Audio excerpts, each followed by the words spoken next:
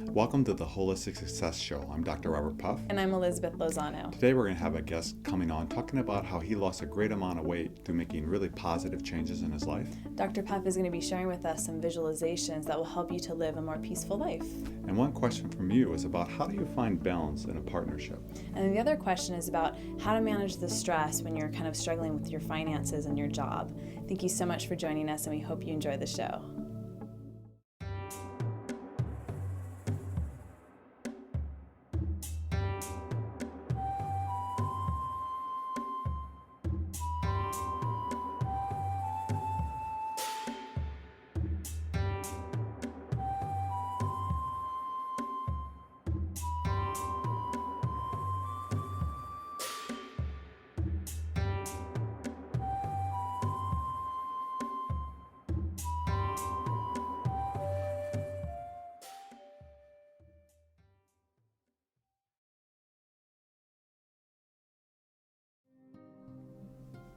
As we navigate life's course and try to find ourselves in a happy, successful, peaceful place, I want to give an analogy today, and I'll be giving one later today too, on a visualization that you can use when you struggle, when things are going hard, and you can use this as a way to say, okay, what do I need to do right now? Who am I? That question that I often ask and is very, very important. Who am I? And what it is imagine yourself as the sky. You're the sky, and it's infinite. It goes on and on and on. There's really no beginning or ending to the sky. It just is there. It's beautiful. It's clear. It's pristine. It's happy. It's peaceful. That's who you are. That's in the essence of who you are, who you've always been, and who you will always be. You're the beautiful, infinite sky. But what happens is clouds come by. And clouds are difficulties that happen in our life, struggles that come by. Sometimes they're big struggles, so it's a big dark cloud. Perhaps you're going through a divorce right now. Sometimes they're just little rain clouds. Perhaps you've got a talking to at work because you got in late, or you had a fight with your significant other. But clouds come through our life, and what happens with a lot of people is instead of watching the clouds, realizing I'm the sky, this is just a cloud, it's going to pass, they jump into the cloud. They actually think they're the cloud, and they get all caught up in the cloud, in the dark cloud. And when you jump into a cloud, the cloud stays. It doesn't move on. The wind doesn't blow it away because you've now identified yourself with a cloud instead of identifying yourself with the beautiful sky. Those struggles that you're going through last and last and last. I'm sure you know, as I have met many people who had a dark experience happen to them maybe 5, 10, 15 years ago, and they're still there. They're still 100% stuck on that dark experience because they have identified themselves with that experience, forgetting that they are actually the beautiful sky. So what can happen is, this is going to be a really great thing to remember when dark times happen. Remember that you are, have been, and always will be the sky. So when something difficult is happening, witness that, that word I love, witness the cloud, but realize you're not that. And by not identifying with that event that's happening, saying, I'm not this is just an event, life is impermanent, this too shall pass, what you'll find is you will move through that difficult time much more quickly. And it will basically get blown away, and you'll find yourself going back to being the sky. So when you go through difficulties, maybe you've lost a job right now, if you remember, I'm not that job. I'm not this divorce. I'm not this depression. If you're not those things, if you don't identify with them, they pass, and you go back to being that happy, blissful, peaceful person that you've always been and always will be. But what's keeping you from that is you, through your mind, have identified yourself with your struggles. You are not your struggles. Neither are the other people that you care for, or even the people that you hate. They are not that. They are still a beautiful person too. So I'm really big into losing that judgment of other people, but mostly of yourself. And if you lose that, you go back to that really peaceful, beautiful place of being the sky.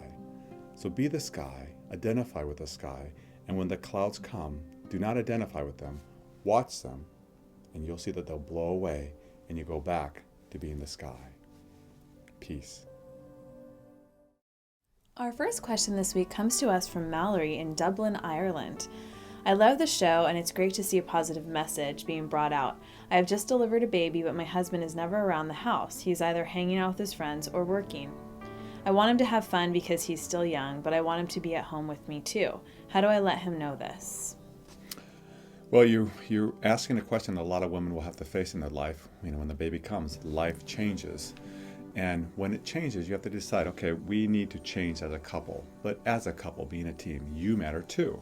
So I think you want to approach your husband not in a caustic way or say, you need to be home more, but more so in the sense of when you guys are in a good mood, maybe you've on a date, you have someone watching your child, and you're spending time together. Say, hey, honey, I really like it that you like to spend time with your friends, and I think it's good for me to have time alone too. I think it's good for us to date like this. So if you approach it that way, instead of saying you need to stop, you need to be home, I think you'll find him be more receptive. Parenting can be very overwhelming. There are so many changes when you begin to parent.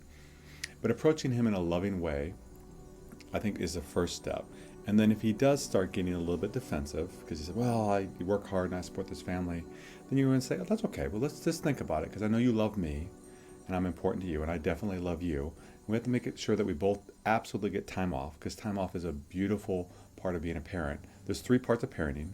One is how you treat your child, which everyone gets. The second one is what you expose them to, TV, shows, what schools to go to. But the most important is modeling. And so you want to model, as your husband is, to take care of yourself and have a good time and enjoy your life, and not just be all about parenting or all about work. So he might have, if you see that way with that attitude, you might say, there are some things I can learn from him. Maybe I'm taking parenting too seriously, and maybe I need to get my family, or if you have family, sister or brother or someone that can help you with your parenting, I really recommend that, or getting a babysitter to come in. And one thing that my wife and I do is we often, when it's busy, we take turns. I'll watch the kids for a while, and then she'll watch our children for a while, and that way we both get a break. I think presenting that to your husband and saying, it is good for us to have breaks. It's wonderful. And we both want them. So perhaps on Tuesday and Thursday, we can take those days for us, and I'll take Tuesday and you'll take Thursday. But it's really approaching it in a loving way and saying this is good for us, but we want to both be parents. We're both parenting, not just him, but we both want breaks, not just him. But if he does challenge that, if he really is what appears to be very selfish, and it's all about him, then you need to really bring someone else in to help you, like a counselor, or go to someone and say, can you help us navigate this? Because that will be very bad for your marriage if it doesn't change. I know you love him, but if it's 100% about what he wants and nothing about what you want, I can guarantee resentment will build inside of you, and your marriage will just deteriorate, go downhill, get worse and worse. So, work on the marriage, and I'm sure Elizabeth has some great ideas too. I think what Dr. Puff was saying is actually very important. And we talk so much about awareness on the show, and I think that by going to a third party who's objective, avoid going to a family member because they're not really objective. If you can go to a therapist or a counselor of some sort, if you're religious, sometimes going to a priest, depending on where you're at, and, just somebody who's not involved in the situation that can help you kind of see through this. But I think part of it is, what did your husband see growing up in his house? He may have been conditioned to be that way. Maybe in his house, his dad was always out working, and he felt, well, I work all day, so I should be able to go out and have fun with my friends as well. Which, yes, but there are responsibilities as a husband and as a father, which is very important for your child. And I want to say this to you, okay? I know that your baby is very young, but think about this. What do you want your child to be like when they grow up, or what do you want for their future? If your child is a daughter, you have a daughter or a son, you're modeling for them. So either they could end up in a relationship like that where, they're with somebody and unhappy because that person's out all the time because that seems normal to them, or they could be the other person not making time for the relationship. And where's the happiness in that? You and your husband, I'm sure you want to have a happy, connected life with each other. And that's so important, making time for each other, having a date night for, sometimes we don't like to call it a date, but it's a night for the two of you, or a day for the two of you to spend time together one-on-one, and you need that also for the family time as well. So we wish you the best of luck. Thank you so much for your question, all the way from Ireland. Thank you very much, and we hope that you get the help that you and your family need. And as I stated from the beginning, you love your husband, and I'm sure he loves you. Focus on the love, use positive, and you'll find some beautiful change that can come from that. Peace. I'd like to welcome this week's guest to the show, Keith Ahrens. He survived open heart surgery and battled obesity, which you can't tell now, but he's got some amazing pictures to show you. And he is also the author of the book, Outrunning My Shadow, which is a fabulous book with a lot of wonderful quotes in there as well. So welcome to the show. Thank you so much, Elizabeth. Thanks for having me. Yeah, so why don't you share with us a little bit more about yourself and what led you to write this book? Well, quite a bit actually, Elizabeth. What happened is 2.5 years ago, in April of '07, I had a heart attack. And after having a heart attack, I had to undergo life-saving open heart surgery. Since that journey began, I've also lost over 200 pounds on my own without any weight loss surgery. Pretty much changed my entire lifestyle. So Keith, I know you brought along with you a pair of your old pants. So I I did. wanted us to show the viewers, what size were they? Well, to put it in perspective, the pants that I bought were size 60. And right now I'm wearing size 40. So I've taken over 20 inches, about 20 inches off my waist. The reason I say over is because these pants were actually tight on me. Wow, so let's show them what they look like. Sure. And then with us standing here, you could see the difference. Quite amazing. Yes, thank you so much. So how did you get to that point? How did you lose the weight? I mean, because so many people have gastric bypass, or they feel like they can't do it. They need all these other ways to get them there. What did you do? Well, mine was a completely natural weight loss and a completely natural lifestyle change also. There are a couple things, two things primarily. One is I set small goals. It was preposterous for me to think that I could take off 200 pounds when I had to lose over 200 pounds. Ridiculous to think that. So I tried to lose 10 pounds at a time and another 10 and another 10. And trying to accomplish this, the main thing is to make small changes with any part of your life. Small changes, practiced routinely, add up to big successes, Elizabeth. So, I've read your book, and there's a lot of just positive feeling in there. So how much of that positivity do you think has contributed to your weight loss? Well, I think pretty much everything has contributed to the weight loss.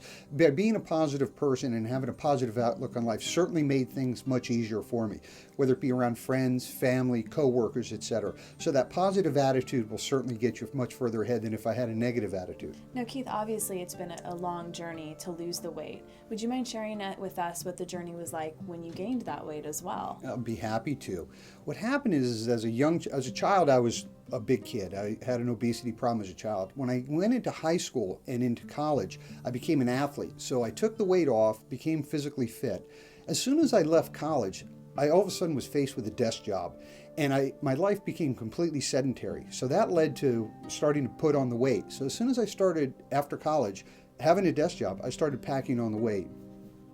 So, I know it's been a long journey for you in losing the weight, and I know obviously a part of it is exercising and it's nutrition and eating healthy as well. But I'm sure, as we've had other guests talking on here about kind of dealing with emotion and everything else, what have you had to do kind of in an emotional kind of looking within to deal with that as well? Because many of us go to food when we're hurting, when we're sad, or whatever's going on. It's a great question also. What I've done is I've gone to physical fitness. I've become a certified fitness trainer, and I've kind of turned my life over to physical fitness. I haven't so much concentrated in the last 2.5 years on losing weight. What I've concentrated on is being more fit and more healthy today than I was yesterday. And that's been my primary focus, Elizabeth. And would you say healthy emotionally as well? Has that been a journey for you as well? Very much so. My life has changed many ways emotionally. It's a much happier life. I've been able to travel. I've been able to do some of the things that I couldn't do as a big person.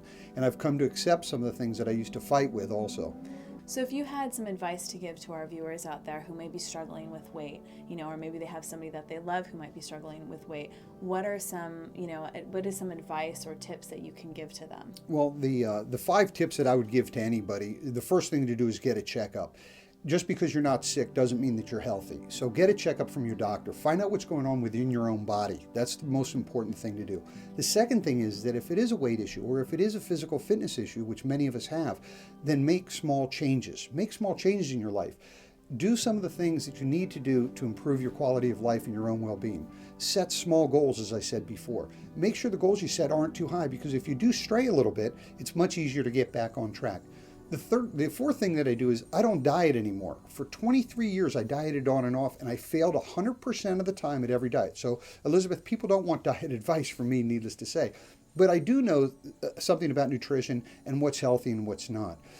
The last thing I'd tell people is to move more today than you did yesterday. By becoming more physically active today than you were yesterday, you're on the way to improving your own physical fitness and well-being.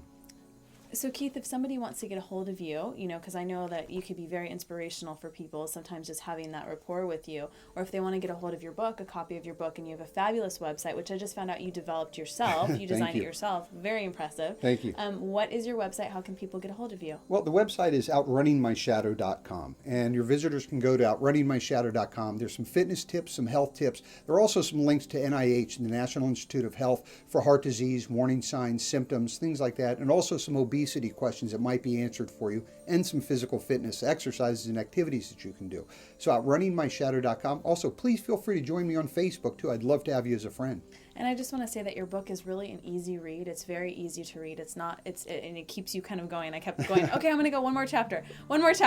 And you have a lot of helpful information about what everything is, and how to recognize heart problems and, just all kinds of stuff back there cholesterol, and explaining the cholesterol levels and what they are. So I think that's a wonderful resource. And if you are struggling with your weight, I definitely recommend to read this, because I did, and I think it was a fabulous book. So thank you so much for being a guest on our show. Thank you so much for having me, Elizabeth. Now I want to talk about a different image that you can use to get through life and help you really have a beautiful life. And it's the image of a pond. Again, you, in a sense, are this pond. But what happens is life has turmoil. Life has these thoughts, the thoughts that I talk about, that keep you from seeing what's inside of you. And the pond is very beautiful, but there are things junk down there too. There's junk and there's beauty, but the deepest core is just beautiful. It's endless. It's absolutely wonderful. But because of the thoughts, you can't see what's inside. So what happens in life is we get distractions in life. There can be addictions, there can be relationships, there can be just things, thoughts that go through our mind that keep us from being still. Because when you're still, you're going to have no idea what's happening inside of you. So the water, in a sense, is deep down inside is who you are. It's what's inside of you.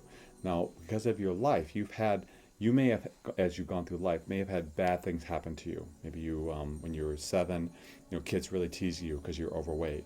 Maybe when you're 10, your parents went through a divorce and you said, I don't want to deal with that right now. So when you learn to still the water, and you still the water by quieting your mind, that meditative life that I really believe in, if you live a meditative life, your mind becomes very still and the water becomes very still. When your mind and the water become still, you now can look down into the pond and see what's there. So you look down and you're going to see some of those events in your past that have caused you suffering. So it is good you have to pull them out and get them out of there, because they're not who you are. They're just junk. Like people throwing garbage into a lake. They're junk in the garbage or in that pond. You have to pull them out. The best way that I have found to pull junk outside of us when it's in us is through anger work. And anger work is a very healthy way of expressing your feelings and using it to heal instead of to hurt people. And so I refer you to that. You can look it up on our website. But you need to go through the process of getting that junk out. And you don't even know what's inside of you unless you quiet the waters. You can't see inside of you unless you're still. So there are people that are struggling with severe drug abuse that have no idea that they have all this pain inside of them. You probably have seen movies or read books about that people are completely unaware that then when they were 7, they were abused, or they don't even remember. I met a woman once who had walked in on someone who had killed themselves, and she had no recollection of it because she had to suppress it because it was so overwhelming. When I taught her to quiet her mind and to be still, those feelings just naturally arose. And then what we did is we helped extract them so she could get them out of there, so she can get back to be that real pristine pond that she really is. The junk isn't who you are. It's just the events that have happened that we need to extract. So we extract those painful events, we extract those painful memories, and then you get back with the clear water, you get back to seeing inside. And what's inside is truly beautiful. It's gorgeous. It's beyond description. So I encourage you to quiet this mind of yours, quiet this heart of yours, so that you can look inside and see the beauty, the infinite beauty within you. Peace. Our next question comes to us from Keith G. in Boulder, Colorado. I worry about my job status every day so much that it's beginning to stress me out in other areas of my life. I want to relax and tell myself it's going to be all right, but then something else happens. Is there anything I can do to unwind from a long day that will help me sleep and focus? Well, the main thing I think you can do that I recommend to many people over the years is to, when the day's done, your body is exhausted, it's tired, and your mind's tired, and you're just needing something to transition into the time of quiet time at the end of the day to relax and have a really restful night's sleep as you're asking. What I recommend is doing something physical, because physical activity is a wonderful way to dissipate that stress, and that usually your body's fairly tense at the end of the day. So instead of just coming home and eating or going right to doing some chore at home or even watching TV, is go for a walk. That's probably my absolute favorite thing I can recommend anyone to do. And if it's cold out, just bundle up. It's rainy out, bring an umbrella. But just go out for a walk, because it's a really great way to be in nature. And nature has that ability just to relax us. Even if you live in a large city, there usually are some trees or birds. But no matter where you live, if you learn to every day after the end of your work to go outside, breathe in that fresh air, just be in touch with nature and let work end at work. Leave it behind. A lot of what we talk about here is to be holistically healthy and successful, you need to live in the present. So when work is done, work is done. And if your mind starts going back to work, what you do is saying, okay, right now, there's that beautiful tree, there's that flower blossoming, and that will really help you to center yourself into the here and now. And if you center yourself through the physical activity of walking, which I do, Elizabeth and I walk almost every day. We both really enjoy walking. I think you'll find that is an excellent way to reduce the stress and to get your body ready for a peaceful evening. And then later, if you'd like to, and we both really love meditation, so think about meditating before you go to bed, because it's another way to transition you in to a very restful, peaceful sleep. And I also want to encourage you to avoid self-medicating or taking different medications that a doctor might even prescribe you. Not that I want to step on the toes of any doctors, but unfortunately in our society we use a lot of medications to kind of put a band-aid over stuff. And you're obviously stressed for a reason, and I think that maybe you need to look at what's going on in your life. Are there some changes that need to be made? Maybe you need to look somewhere else for another job to find, maybe you need to do something else that you maybe didn't expect just to kind of balance yourself out for right now. But you have to be really careful with those medications that are out there. They can be extremely addictive, and they also kind of mask what's going on in your life. If you're feeling anxious, it's because something is going on in your life that possibly needs change, or maybe you need to learn how to sit and relax, and I think that's a very important thing to do in life. Thank you so much for your question. Hopefully we've given you a couple of tools that you can start to try out, and we encourage you, please try them out. Thank you very much. And on the show, we'll continue to give you advice on how to really reduce the stress in your life and have a peaceful, relaxing, really blissful, happy life. That's what the show is about. So continue to watch, and I think you'll continue to find really helpful tools, tangible tools that you can use today to improve your life for the rest of your life. Thank you. I'd like to share an age-old quote with you. Now, I don't know who the author of it is, but I know that recently I read it in the book The Alchemist. If you haven't read that, I really encourage you to do so. But the quote is, "The darkest hour of night comes just before dawn." And I think that's really important, because at that time when we're just about to give up because everything seems dark and bleak, it's amazing if we hold on just a little bit longer, what's just waiting for us right behind that next step. So I encourage you to wait and hold on, believe in what your dreams are, and just if you get through that little hump, you can make it through. So thank you.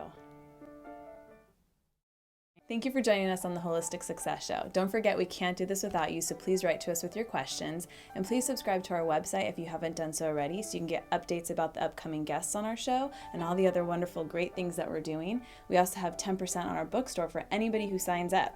And if you have a company or organization and would love to have us come talk to your organization, we can really help your company become more successful. And if you'd like to learn more about it, go to our website and look at our speaker page. Thank you so much for joining us, and we hope you have a wonderful week. Looking forward to seeing you next time.